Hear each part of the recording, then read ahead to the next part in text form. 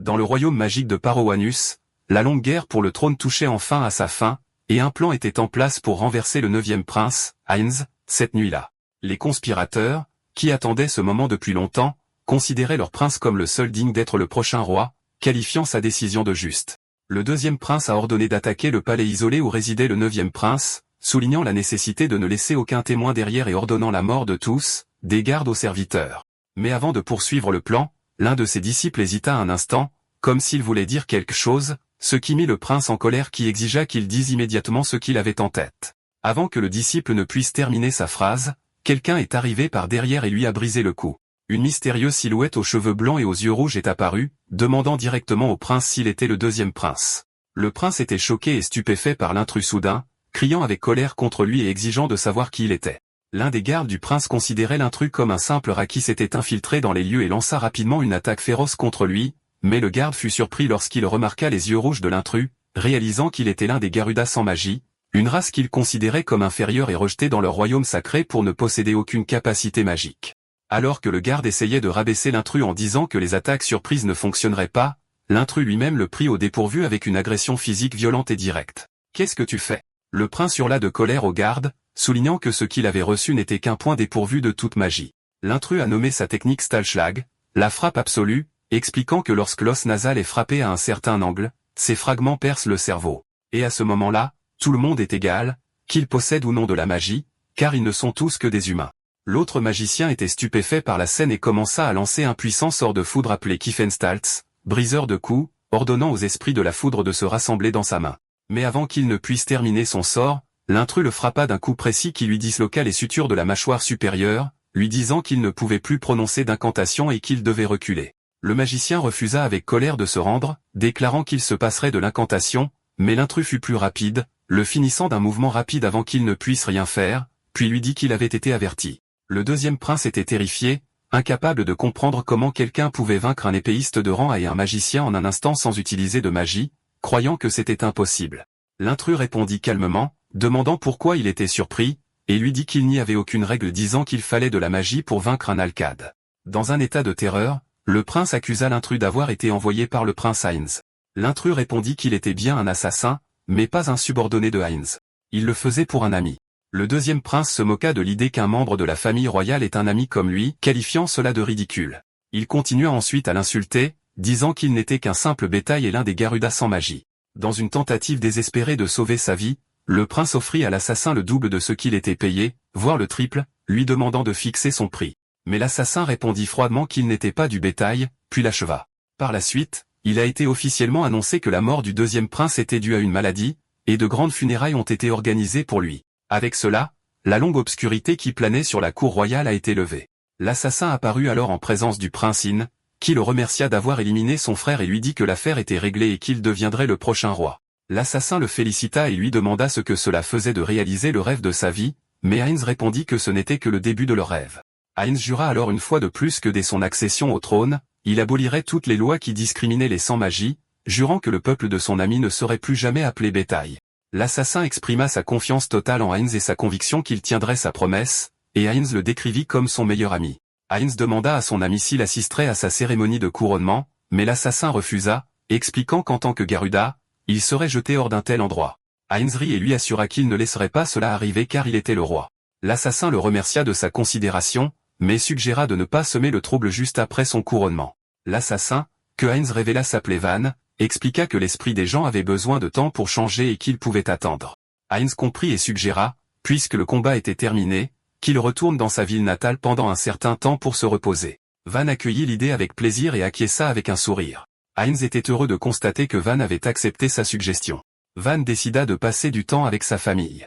Plus tard, Van retourna à son logement et se demanda si le combat était vraiment terminé. Van pensait que le fait de ne pas avoir de magie le rendait indétectable, un trait utile uniquement pour les assassins.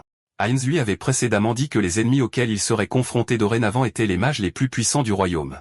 Des épéistes magiques aux artistes martiaux qui utilisaient la sorcellerie, il se demanda s'il pourrait vraiment affronter des héros comme eux. Van prit une décision. Si tel était le cas, il apprendrait aussi la magie. Heinz fut surpris par la décision de son ami et commença à se demander comment il pourrait apprendre la magie alors qu'il n'avait pas de mana, mais Van était déterminé dans son plan. Il décida qu'il se plongerait dans l'étude de la magie plus que quiconque d'autre vivant, et en même temps, il perfectionnerait des arts martiaux suffisamment forts pour surpasser la magie elle-même. Avec cela, comme il l'expliqua, son plan était complet. Hinz comprit la détermination de son ami et lui dit que c'était bien ce qu'il attendait de quelqu'un comme lui. Van admit que le combat avait été long et ardu en effet. Ensuite, la scène s'est déplacée vers un marché animé de la capitale.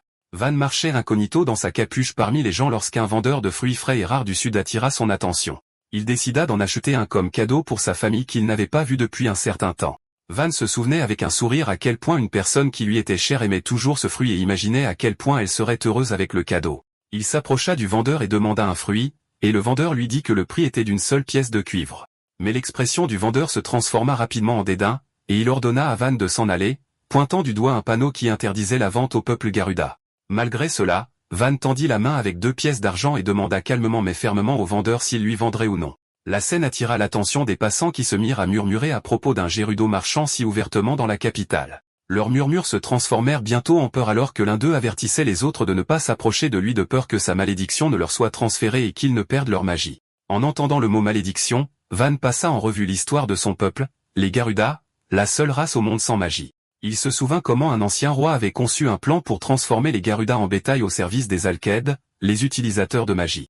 Cela conduisit à la création d'un système où le pouvoir et le statut étaient basés sur la magie, permettant à ceux qui en avaient d'exploiter ceux qui n'en avaient pas. Les Garuda souffraient de travaux forcés mortels, étaient utilisés comme chair à canon dans les guerres et étaient écrasés sous le poids d'impôts injustes.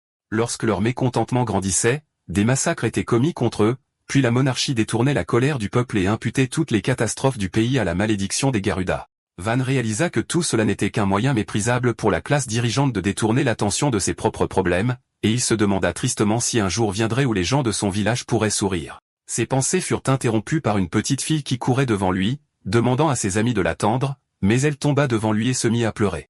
Van s'approcha d'elle et lui demanda si elle allait bien. L'enfant le regarda et au lieu de répondre, pointa ses yeux en disant qu'ils étaient rouges. Van l'admit avec hésitation, seulement pour que l'enfant le surprenne en disant innocemment que ses yeux étaient magnifiques. Van fut surpris par la réponse de l'enfant. L'enfant remercia Van et courut après ses amis. Il a répondu avec un sourire chaleureux, disant qu'en fin de compte, ils étaient tous humains. Cette rencontre a rempli Van d'espoir, lui faisant croire qu'un jour viendrait où les utilisateurs de magie et les sans-magie s'uniraient comme lui et Heinz l'avaient fait. Il croyait que ce pays pouvait changer, que lui et Heinz apporteraient ce changement, et que ce n'était que le début. Le soir est tombé, et Van marchait seul, se demandant si 10 ans s'étaient écoulés depuis qu'il avait quitté la maison et si sa famille serait heureuse de le revoir.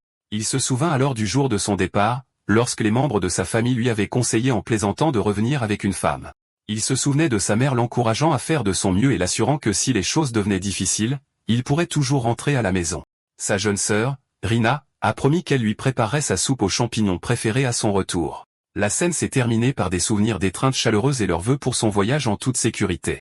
Van tenait le collier que sa sœur avait fait pour lui, ce qui lui manquait encore plus. Alors que Van approchait de son village, il a vu des flammes l'engloutir entièrement. Il sentait que quelque chose n'allait pas. Soudain, il a vu d'énormes flammes briller en direction de sa maison, et il s'est précipité en criant à ses camarades villageois, demandant si tout le monde allait bien. Il a trouvé un villageois avec des blessures graves, mais ce qu'il a vu ensuite était bien pire. Le village a été complètement détruit et des corps étaient éparpillés partout. Il s'est d'abord demandé s'il s'agissait d'une attaque de bandits, mais il a réalisé que la brutalité du massacre dépassait ce que les voleurs feraient. Alors qu'il cherchait anxieusement, il n'a pas trouvé sa mère et sa sœur, Rina, parmi les victimes. Van a couru à travers le village en feu en espérant désespérément les trouver vivants. Il a ressenti une douleur lancinante, pensant qu'il avait tout fait et combattu toutes ces années pour eux car son seul rêve était de faire de ce pays un endroit où sa mère et Rina pourraient vivre heureuses. Alors qu'il approchait de sa maison, il est tombé sur un corps suspendu à un tronc d'arbre. Il s'est arrêté sous le choc, se demandant si ce corps était celui de sa mère. Alors qu'il se rapprochait, le vrai choc est venu quand il a confirmé que le corps était bien celui de sa mère. Au milieu de son choc et de son désespoir, il a entendu une faible voix l'appelant « Frère ». Van a réalisé que la voix était celle de sa sœur Rina, et il s'est précipité vers elle alors qu'elle était blessée au sol. Il l'a tenue dans ses bras, lui disant de tenir bon, mais elle lui a dit faiblement de courir, l'avertissant que les attaquants étaient après lui. Van était choqué et se demandait si les attaquants étaient des vestiges de la faction du deuxième prince, mais il a rejeté l'idée. Il a dit à sa sœur d'arrêter de parler et a promis de l'emmener dans un endroit sûr. Van a été choqué quand il a vu combien de sang sa sœur avait perdu. Rina a essayé de parler malgré ses blessures. Dans ces derniers instants, Rina lui a dit qu'elle était devenue une cuisinière talentueuse et souhaitait qu'il ait pu goûter sa nourriture. Alors que les larmes de Van tombaient sur son visage, Rina a touché son visage et lui a dit de ne pas s'en vouloir, l'assurant que ce qui s'était passé n'était pas de sa faute, puis elle est décédée dans ses bras. À ce moment-là, une épée a soudainement percé le dos de Van. L'un des chevaliers royaux a fait l'éloge de celui qui a porté le coup, et une voix a été entendue louant les chevaliers royaux pour leur excellent travail, déclarant qu'ils avaient tué Van. Le chevalier qui a porté le coup de couteau a remarqué que Van était toujours debout malgré sa blessure mortelle. Van s'est retourné avec des yeux rouges brillants, et le chevalier lui a dit qu'il avait une dernière question. Le chevalier a déduit que Van n'avait pas intentionnellement esquivé le coup et lui a demandé pourquoi. Van lui a dit qu'il n'avait plus personne à protéger. Alors que le chevalier se préparait à porter le coup de grâce, considérant son état pathétique, Van lui a posé une dernière question. Il s'est demandé pourquoi il devait mourir et qui avait donné cet ordre. La réponse a été choquante. Le chevalier lui a dit qu'il s'agissait d'un décret sacré de Sa Majesté le roi Heinz, qui avait décidé que le peuple Garuda n'avait plus sa place dans le pays. Van lui a crié que c'était un mensonge et qu'il était impossible pour Heinz de donner un tel ordre. À ce moment-là, une nouvelle voix les a interrompus, demandant si c'était fini et appelant Van par son nom. Van leva les yeux sous le choc absolu pour voir Heinz lui-même se tenir froidement devant ses chevaliers. Heinz lui a dit qu'il avait pris beaucoup de temps et qu'il en avait assez d'attendre. Froidement, Heinz a rappelé à Van qu'il achetait des souvenirs pour sa famille. Van ne pouvait pas comprendre la trahison et ne pouvait que demander pourquoi. Heinz a rejeté toute la faute sur Van, expliquant que les Garuda, avec leur capacité à infiltrer et à contourner la détection magique et à tuer les mages avec leur force physique, et Van lui-même qui les dirigeait, constituaient tous deux une menace pour la paix du royaume et devaient donc être éradiqués. Van s'est rendu compte que Heinz l'avait trompé, mais Heinz a affirmé qu'il avait toujours tenu ses promesses. Il avait promis d'éliminer la discrimination à l'égard des Garuda, et c'est ce qu'il ferait en effaçant entièrement leur existence du royaume. Van est devenu furieux, et dans un mouvement soudain, le chevalier s'est jeté sur Van. Van a saisi l'épée du chevalier avec ses mains, ignorant la lame perçant sa main, tout en criant le nom de Heinz et en jurant de le tuer. Les chevaliers ont été momentanément surpris, et Heinz a traité Van de monstre, puis a lancé un puissant sortilège magique pour l'affronter tandis que les chevaliers criaient pour protéger leur roi. Van a déclenché sa technique mystérieuse finale, floraison d'ombre finale, se déplaçant parmi les chevaliers avec une vitesse surhumaine jusqu'à ce qu'il se rapproche de Heinz et lui porte un coup puissant. Son attaque est entrée en collision avec l'attaque magique de Heinz dans une explosion massive résultant de l'affrontement des deux pouvoirs. Après la bataille, Heinz a regardé la scène dévastée et a commenté en se moquant que Van, même dans ses derniers instants, se battait pour protéger le cadavre de sa sœur. Il a ajouté que Van avait toujours refusé de se soumettre aux utilisateurs de magie, le traitant d'idiot têtu. Puis il lui fit ses adieux, admettant qu'il était très fort, c'est pourquoi il devait être éliminé. Plus tard, dans une autre scène, une créature ressemblant à un loup avec des yeux rouges est apparue au-dessus du corps de Van et a dit qu'elle ne laisserait pas les choses se terminer et que sa vengeance n'était pas encore terminée. Cette entité a décidé de donner une autre chance à Van.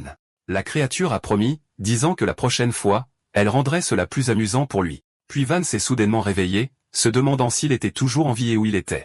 L'endroit lui semblait familier, et soudain, sa jeune sœur Rina est apparue devant lui, lui disant qu'il s'était enfin réveillé. Van était hébété et a demandé à Rina si elle était toujours en vie, ce qu'elle a trouvé étrange, pensant qu'il était encore à moitié endormi. Van se demandait si tout cela n'était qu'un rêve, mais Rina lui a dit que leur mère préparait un festin de célébration. Quand il a demandé ce qu'ils célébraient, elle lui a rappelé avec enthousiasme que c'était son anniversaire. Leur mère est également apparue et a confirmé la nouvelle, le félicitant pour ses 15 ans. À ce moment-là, Van a réalisé l'incroyable vérité.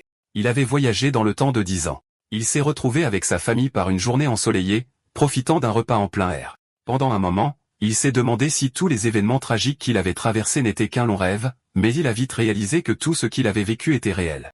Il pouvait encore sentir les arts martiaux qu'il avait appris dans son corps, et il se souvenait clairement des derniers mots de Rina, de l'odeur de sa ville en feu et de la douleur vive dans sa poitrine où Heinz l'avait poignardé. Toutes ces sensations lui criaient, confirmant que l'avenir qu'il avait vécu était une réalité. Rina remarqua qu'il était distrait et lui demanda avec inquiétude si quelque chose n'allait pas, mais il cacha la vérité avec un sourire et lui dit que ce n'était rien.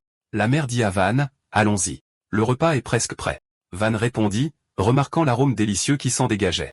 La sœur de Van le félicita pour son anniversaire, l'appelant grand frère, et ils s'assirent ensemble dans une atmosphère joyeuse. Pendant ce temps, ailleurs, un groupe de mages se déplaçait dans la forêt dans ce qui semblait être une chasse aux hérétiques. Le chevalier s'excusa de ne pas pouvoir amener de mages de niveau A ou supérieur avec eux. Le mage était préoccupé par la sécurité des citoyens et la possibilité que les chevaliers leur reprochent toute négligence, mais l'autre le rassura de ne pas s'inquiéter. Il expliqua que la zone vers laquelle il se dirigeait était le territoire indépendant Garuda, et que ses habitants, comme il l'avait appris à l'académie de magie, n'étaient pas considérés comme des citoyens mais comme du simple bétail. Le mage ignora ces paroles et leur ordonna de se dépêcher. Et de retour avec Van, il goûtait la soupe que sa mère avait préparée, commentant que son goût était nostalgique. Sa mère fut surprise par ces paroles car elle la lui avait préparée il y a quelques jours à peine, mais il le dissimula en plaisantant qu'il l'aimait beaucoup. Rina ajouta fièrement qu'elle avait aidé à la préparer aussi. Alors Van la taquina, disant qu'il l'avait remarqué parce que les ingrédients étaient coupés en différentes tailles, ce qui l'a mis en colère de façon ludique alors qu'il regardait sa mère et sa sœur, vivantes et en bonne santé. Il était certain qu'il était bien revenu 10 ans dans le passé et qu'on lui avait donné une chance de tout changer, mais il se demandait quelle devrait être sa prochaine étape. Sa mère remarqua sa distraction et lui demanda s'il était toujours inquiet pour son avenir. Van se souvint que dans sa vie antérieure, à l'âge de 15 ans, il avait dû choisir son chemin de vie en tant que garçon Garuda sans père ni entreprise familiale à hériter. Il avait 3 options, soit travailler dans des emplois mal rémunérés dans la ville Garuda, soit quitter la ville pour faire un travail dur et dangereux tout en endurant des insultes, soit devenir mercenaire. Bien que les Garuda n'aient pas de magie, beaucoup d'entre eux possèdent une immense force physique. Et comme ils ne peuvent pas être détectés par la magie, ils sont considérés comme d'excellents éclaireurs. Pour cette raison, lorsque des guerres éclataient, les mercenaires Garuda étaient jetés en première ligne comme chair à canon pour l'armée régulière. S'ils survivaient, on leur promettait une grosse récompense. Ses pensées furent interrompues par sa mère qui admit qu'être mercenaire n'était pas si mal, lui rappelant qu'il vivait de la fortune que son père avait gagnée sur le champ de bataille, mais elle exprima son inquiétude car il était son seul fils. Van savait que le taux de mortalité chez les mercenaires Garuda était extrêmement élevé. Il se souvint que dans sa vie passée, il avait désobéi à sa mère et était devenu mercenaire. Et sur ce chemin, il avait rencontré Heinz. Soudain, ses pensées furent interrompues par le son de la cloche d'alarme du village qui sonnait violemment, avertissant les villageois d'un danger imminent. Van réalisa avec choc et colère qu'il avait oublié un événement majeur qui devait se produire ce jour-là. Il se mit à courir, criant à sa mère et à Rina de rester à l'écart de la ville, les laissant confuses. Pendant ce temps, un groupe extrémiste tenant des torchets s'adressait aux gens, déclarant que leur lignée sacrée devait être protégée de la ville saleté des Garuda que le royaume abritait. Le chef des extrémistes leur dit que la saleté naît des ténèbres et qu'elle invoque aussi les ténèbres. Van les reconnut immédiatement. C'étaient les purificateurs. C'était un groupe fondamentaliste radical au sein de la religion principale du royaume, étiqueté hérétique pour leurs idées extrémistes, parmi lesquelles la croyance que les Garuda étaient des agents du diable et devaient être exterminés. C'est alors que Van se souvint de la véritable catastrophe survenue lors de son 15e anniversaire. Les purificateurs, après avoir été expulsés de la capitale, s'étaient enfuis et avaient trouvé refuge dans le territoire indépendant Garuda. Van se souvint comment les purificateurs dans le passé avaient facilement pris le contrôle de la ville en raison d'un nombre insuffisant de gardes et avaient commis les atrocités les plus horribles au nom de la purification. À cette époque, il ne pouvait que se cacher avec sa famille, mais il décida fermement que cette fois serait différente. Van se déplaça rapidement et légèrement sur les toits. Sur la place, le chef des purificateurs annonçait qu'il purifierait la ville tout en menaçant une femme Garuda avec une torche allumée, affirmant que les flammes la purifieraient de ses péchés. Avant que le purificateur ne puisse blesser la femme, Van intervint. Il expliqua dans son esprit la tactique de base pour combattre les mages, lancer une attaque rapide et soudaine depuis l'extérieur de la portée de perception de l'ennemi tout en ciblant leurs points faibles fatals comme le cerveau ou la colonne vertébrale pour les tuer avant qu'ils ne puissent utiliser la magie. Les purificateurs furent surpris par son apparition soudaine. Un des extrémistes utilisa l'aura de son épée et jura de tuer Van. Dans un mouvement rapide, il utilisa l'épée de l'extrémiste pour le tuer. Van expliqua que la barrière magique ne pouvait être pénétrée que par des armes chargées magiquement, surmontant leur barrière magique en utilisant leurs propres armes contre eux. Van remarqua qu'une des sorcières lui lançait un sort de type électrum. Van lança le cadavre de l'extrémiste vers le sorcier avant que ce dernier ne puisse terminer le sort. Le cadavre bloqua le sort, et Van se déplaça à la vitesse de l'éclair vers le sorcier et lui asséna un coup puissant qui l'envoya voler. Après en avoir habilement abattu plusieurs, n'en laissant que 3, il fut arrêté par la voix d'un des purificateurs qui tenait une autre femme en otage. L'extrémiste ordonna à Van de s'agenouiller où il la tuerait. Van réalisa avec amertume qu'il y avait plus d'ennemis à l'extérieur de la place et qu'il était dans une position peu enviable. S'il se rendait, il mourrait de toute façon. L'otage supplia Van de ne pas se rendre, mais le purificateur se moqua d'elle et lui dit de blâmer Van pour ce qui allait lui arriver. Alors qu'il était sur le point de la tuer, Van lui cria d'arrêter et leva les mains en signe de reddition. Le chef sourit triomphalement, croyant que Van s'était soumis à lui. Les extrémistes restants se dirigèrent vers Van, et l'un d'eux lui donna un coup de pied, lui criant dessus, se demandant comment il osait se mêler d'eux. Les purificateurs commencèrent à battre Van après sa reddition, l'un d'eux insistant sur le fait qu'ils devaient le torturer en guise de vengeance pour leur camarade qu'il avait tué. Mais le chef du groupe avait un mauvais pressentiment à propos de Van et réalisa qu'il devait le tuer immédiatement ou quelque chose de mauvais se produirait. Mais avant qu'il ne puisse faire quoi que ce soit, une puissante sorcière apparut soudainement et lança un sort de glace qui les figea sur place. L'extrémiste essaya de résister, mais le sort était trop fort et soudain pour eux. La sorcière dit alors aux extrémistes d'arrêter de bouger pour ne pas se blesser. La sorcière annonça aux extrémistes que leur temps était écoulé et qu'ils étaient en état d'arrestation au nom de la justice du royaume. Le chef des purificateurs réalisa qu'il s'agissait de renforts venus de la capitale. Van était confus car il se souvenait que dans sa vie antérieure, il avait fallu beaucoup plus de temps pour que les renforts arrivent. Le chef des purificateurs ordonna à ses hommes restants de tuer la sorcière, mais elle lui répéta calmement que c'était terminé et ordonna à ses soldats de les désarmer. La sorcière s'approcha de Van et le félicita d'avoir pu abattre 3 des mages purificateurs à lui seul. Van se sentit tendu car il ne savait pas quoi dire dans cette situation. La sorcière lui dit qu'elle appréciait ce qu'il avait fait dans le combat car le mage du feu que Van avait tué était assez puissant pour brûler toute la ville. Van se souvint de la façon dont son village avait été brûlé dans sa vie antérieure. La sorcière lui dit qu'elle réfléchissait à la façon de s'occuper de lui elle-même pour éviter les dommages collatéraux et le remercia, disant que son embuscade avait été d'une grande aide. Van réalisa que son intervention et le meurtre du mage de feu avaient incité le royaume à agir beaucoup plus vite cette fois-ci. La sorcière lui offrit une récompense, mais il refusa, disant qu'il n'avait besoin de rien car c'était lui qui avait été sauvé. Il la remercia ensuite de leur avoir offert de l'aide. La sorcière était intriguée, le voyant comme un garçon intéressant et demanda son nom, auquel il répondit, Van. Elle se présenta ensuite comme Hélène et le surprit en l'invitant à rejoindre l'académie de magie. Van fut choqué par cette offre inattendue et demanda à confirmer si elle voulait vraiment dire l'académie de magie. Hélène expliqua à Van que l'académie de magie est un internat créé par le royaume, ajoutant que l'admission est ouverte même aux roturiers et aux étrangers à condition qu'ils réussissent l'examen d'entrée. Van écouta, réalisant qu'il connaissait bien le nom car il l'avait entendu plusieurs fois dans sa vie antérieure. Il se rappela que de nombreux guerriers et mages qui étaient salués comme des héros avaient obtenu leur diplôme de cette académie. À ce moment-là, Van demanda à Hélène pourquoi elle l'invitait en particulier, alors elle suggéra qu'il parle en privé. Hélène ignora les appels de ses disciples perplexes qui se demandaient où elle allait et leur dit joyeusement qu'elle ne savait pas où elle allait, puis demanda à Van d'être son guide, affirmant que c'était sa première fois qu'elle visitait le village. Ils marchèrent ensemble jusqu'à ce qu'ils atteignent un endroit calme dans la forêt, et là, il lui dit que, comme elle le souhaitait, personne ne pourrait entendre leur conversation. Soudain, le ton d'Hélène changea et devint sérieux, et elle commenta froidement qu'un endroit comme celui-ci était parfait pour un meurtre. Elle l'attaqua ensuite avec un sort magique, lançant un sort puissant appelé flèche de glace. Glacis s'agita. Mais Van, avec la vitesse de l'éclair, esquiva l'attaque et apparut à côté d'elle en un clin d'œil. Hélène était abasourdie, se demandant s'il avait utilisé la magie du clignement, mais elle l'écarta immédiatement parce qu'elle ne sentait aucune trace d'un sort magique. Elle réalisa que son mouvement était purement une technique physique à travers laquelle il avait réussi à briser son champ de vision et à se glisser dans son angle mort. Van interrompit ses pensées, lui disant d'arrêter cet acte et l'assurant qu'il ne ressentait aucune véritable intention de tuer de sa part.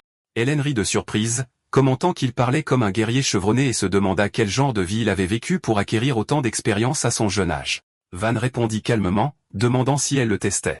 Elle admit que c'était dans sa nature de voir les choses importantes de ses propres yeux.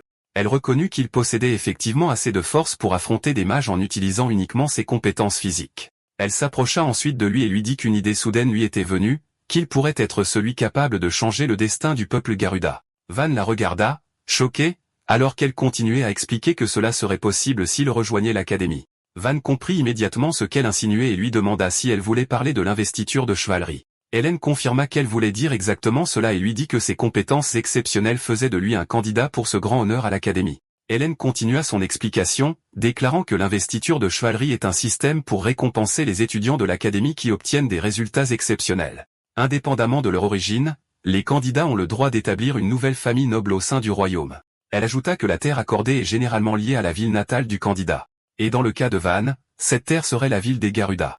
Van était visiblement ému, pensant que cette idée n'avait pas été entièrement absente de son esprit. Il réalisa que contrairement à sa vie antérieure, il était toujours dans l'âge légal pour postuler à l'examen d'entrée. Van décida qu'il avait 3 questions, et Hélène montra sa volonté d'écouter. Van demanda d'abord si l'examen d'entrée nécessitait une recommandation d'un noble. Hélène répondit immédiatement par l'affirmative et proposa de rédiger elle-même la recommandation pour lui. Elle demanda ensuite sa prochaine question, exprimant son plaisir qu'il commence à accepter l'idée. Van passa à sa deuxième question, exprimant sa perplexité face à l'idée que lui, quelqu'un sans magie, se voit accorder un honneur dans une école de magie, la décrivant comme absurde et demandant son avis. Hélène convint avec lui que cela semblait en effet ainsi. Cependant, elle clarifia que tous ceux qui avaient reçu cet honneur dans le passé et avaient réussi à briser les traditions avaient une chose en commun, la découverte d'un nouveau principe de magie. Elle donna des exemples tels que la création de potions magiques ou l'étude des cercles magiques, soulignant que l'utilisation de la magie n'est pas le seul principe. En conséquence, Elle expliqua que vaincre un mage sans utiliser de magie pourrait être considéré comme une nouvelle voie digne d'investiture à condition qu'il puisse faire reconnaître sa force par tous. Van comprit ces paroles, concluant que ce n'était pas impossible mais dépendait de lui, ce qu'Hélène confirma. Puis Van posa sa dernière question. Qu'est-ce qu'elle gagnerait de tout cela? Il se demanda ce qu'elle voulait exactement de lui en échange de l'utilisation du titre de noblesse comme appât. Après un moment de silence, Hélène lui demanda s'il ne lui faisait pas confiance. Van clarifia qu'il voulait juste savoir ce qu'elle gagnerait s'il devenait le seigneur des Garuda. Hélène admit qu'elle en bénéficierait en effet, mais lui dit qu'elle n'avait pas l'intention de lui dire quel était cet avantage. Leur conversation fut interrompue par la voix de Rina, la sœur de Van, qui courut vers eux en appelant son frère et en se demandant ce qu'il faisait là. Van essaya de la rassurer que ce n'était rien, mais elle lui dit qu'elle avait entendu dire qu'il avait combattu les méchants. Van s'excusa de l'avoir inquiété et l'assura qu'il allait bien, et Rina se précipita vers lui et le serra fort dans ses bras. Rina gronda son frère en le serrant dans ses bras, disant qu'il prétend toujours aller bien et qu'ensuite il fait quelque chose d'imprudent. Elle lui dit à travers ses larmes à quel point elle et leur mère s'inquiétaient pour lui. Pendant ce temps, Hélène les observait de loin, puis dit à Van que s'il acceptait l'honneur de la chevalerie, il aurait le droit de protéger sa sœur et sa famille, soulignant que c'était inévitable. Alors qu'elle s'éloignait, elle le jura sur son nom, Hélène Steinertz. Les jours suivants passèrent rapidement. Van se rappela à quel point sa mère avait l'air triste lorsqu'elle apprit qu'il avait combattu les purificateurs et se demanda comment il avait fait. Mais quand elle vit les habitants de la ville le remercier pour son aide, elle sourit et lui dit qu'il était vraiment le fils de son père et qu'il avait bien agi. Van parla également à sa famille de l'académie, et sa mère et Rina furent surprises d'entendre parler d'une école dans la capitale. Van expliqua qu'il semblait que le peuple Garuda pouvait s'inscrire et leur parla de la recommandation qu'il recevrait et de la récompense qui l'accompagnait. À ce moment-là, Rina souligna que l'académie était uniquement destinée aux utilisateurs de magie, les alcaïdes. Van répondit que c'était précisément pour cela qu'il voulait y aller, car il voulait prouver à tout le monde les capacités du peuple Garuda et qu'il n'était pas inférieur. Van y avait pensé pendant des jours et ne trouvait aucun autre moyen de sauver tout le monde. Il pensa que sa vie antérieure d'assassin n'avait été possible que parce qu'il s'était allié à l'héritier du trône, mais dans cette vie, il ne s'allierait jamais avec lui. Bien qu'il ne puisse pas affronter tout le royaume sans un plan et qu'il ne connaisse pas les véritables intentions d'Hélène, accepter son offre pourrait lui ouvrir une autre voie, il était déjà mort une fois. Et même si la nouvelle voie était semée d'embûches, il était prêt à s'accrocher à toute lueur d'espoir. Son objectif était clair, effacer la discrimination contre les Garuda du pays. Sa mère et sa sœur furent choquées par sa détermination. Sa mère dit qu'il semblait qu'il ne l'écouterait pas même si elle lui demandait de reculer. Van demanda si elle lui pardonnait. Elle répondit, essuyant une larme, qu'elle savait qu'il ne s'arrêterait pas même si elle essayait de l'en empêcher, disant que cet entêtement était hérité de son père. Van la remercia de sa compréhension. Mais sa mère le surprit avec une question pratique, avait-il pensé à comment payer les frais d'inscription et de scolarité, soulignant que l'éducation n'est pas gratuite. Van réalisa avec panique qu'il n'y avait pas du tout pensé. Sa mère le rassura, disant qu'elle trouverait un moyen de gérer l'argent, et Rina s'empressa d'ajouter qu'elle travaillerait aussi pour le soutenir, ce que Van refusa catégoriquement. Van commença à se demander s'il pouvait gagner l'argent lui-même, mais il réalisa vite qu'il n'y avait pas d'emploi bien rémunéré dans la ville Garuda. Mais ensuite, le problème d'argent fut facilement résolu. Hélène apporta avec elle la récompense pour avoir vaincu l'escouade de purification, rappelant à Van qu'elle lui en avait parlé auparavant. Quand il fut temps pour lui de partir, sa mère l'avertit que les gens de la capitale le traiteraient durement juste parce qu'il était un Garuda et qu'il devrait endurer beaucoup de choses. Elle lui conseilla de ne pas laisser cela l'aigrir et de vivre la tête haute. Lui rappelant qu'il était sa fierté et sa joie, Van lui promit qu'il ferait de son mieux. Sa sœur Rina lui fit également ses adieux, promettant de lui faire sa soupe aux champignons préférée à son retour, et Van la remercia, disant qu'il l'attendait avec impatience. Puis il se mit en route, saluant sa famille, pensant que cette fois, il tiendrait sûrement sa promesse. Van arriva enfin à l'Académie royale et resta bouche bée devant l'immense bâtiment. À l'entrée, de nobles candidats se présentaient, comme Alexis von Hamberg, qui était recommandé par son père, le seigneur, et qui fut accueilli avec respect. Il fut suivi par Elisabeth Kreutzner, recommandée par la duchesse de Kreutzberg, qui reçut le même accueil chaleureux. Quand ce fut le tour de Van, l'un des gardes lui cria dessus, lui demandant avec colère ce qu'il faisait là. Les autres candidats commencèrent à chuchoter avec mépris, se demandant pourquoi un Gerudo se trouvait dans un endroit comme celui-ci et le traitant de répugnant. Van se dit qu'il recevait ce traitement dès le début. Van expliqua qu'il n'avait rien fait et qu'il était juste là pour postuler. Le garde lui demanda sarcastiquement s'il savait où il était, ce à quoi Van répondit calmement que c'était l'Académie royale, et il avait entendu dire que n'importe qui pouvait passer l'examen quel que soit son statut. Le garde se moqua de l'idée qu'un Garuda puisse le faire et se prépara à l'attaquer. Van pensa qu'il serait facile de vaincre le garde, mais il réalisa que causer des problèmes ruinerait ses chances de passer l'examen. À ce moment, une autre personne intervint et ordonna au garde de cesser de se battre devant les candidats. Le garde obéit, et Van pensa qu'une personne raisonnable était enfin arrivée. Mais le nouvel officiel s'adressa à Van avec dédain, disant que chaque année, une personne sotte et illusionnée comme lui se présente. Van soupira, pensant à quel point la situation était ennuyeuse. L'officiel commença alors son discours, expliquant que bien que l'académie ne fasse pas de discrimination à l'égard des étudiants en fonction de leur origine, l'officiel continua, expliquant que pour s'inscrire à l'examen, un candidat a besoin d'une recommandation d'un noble. Van répondit qu'il en avait une. Le garde fut surpris, alors Van lui présenta une lettre de recommandation, soulignant qu'elle portait un sceau noble. L'officiel fut choqué en voyant le sceau et cria sur Van, l'accusant de mentir car aucun noble ne recommanderait jamais un Garuda. Il essaya ensuite de lui arracher la lettre, affirmant que falsifier un sceau noble était un crime capital. Alors que l'officiel attrapait la lettre de recommandation et refusait de la lâcher, Van bougea et assomma le garde, laissant l'autre garde se demander comment cela s'était produit, supposant que Van avait fait quelque chose d'étrange. À ce moment, un examinateur arriva et demanda ce qui causait tout ce remue-ménage. L'officiel titubant s'excusa auprès de l'examinateur et essaya de minimiser ce qui s'était passé, faisant un geste vers Van. L'examinateur l'ignora et demanda à Van son identité. Van se présenta comme le candidat Van Kruger, ajoutant qu'il était recommandé par Helen Steinertz. L'examinateur inspecta la lettre et confirma que le sceau de cire et la signature appartenaient clairement à la famille Steinertz. Il s'excusa ensuite auprès de Van pour l'impolitesse des gardes et l'invita à entrer. Cette scène étonna toutes les personnes présentes, des candidats aux gardes, qui commencèrent à s'interroger sur l'identité de cette personne recommandée par la famille Steinertz. Van se dit qu'il attirait beaucoup d'attention maintenant et réalisa qu'Hélène était une figure très influente. En entrant, Van remarqua que tous les candidats étaient issus de l'élite. Il reconnut certains de leurs visages de sa vie passée. Il vit Dietrich, qui deviendrait le vaillant chevalier, et nota qu'il avait l'air différent à l'époque. Il repéra également Chiel, qui serait plus tard connu comme le plus grand mage de flamme, et Lunari, qui deviendrait la jeune fille de la puissance divine. Van pensa que tous ses futurs héros avaient été diplômés de cette académie. Contrairement à lui, ils étaient les héros du royaume qui s'étaient fait un nom sur les champs de bataille.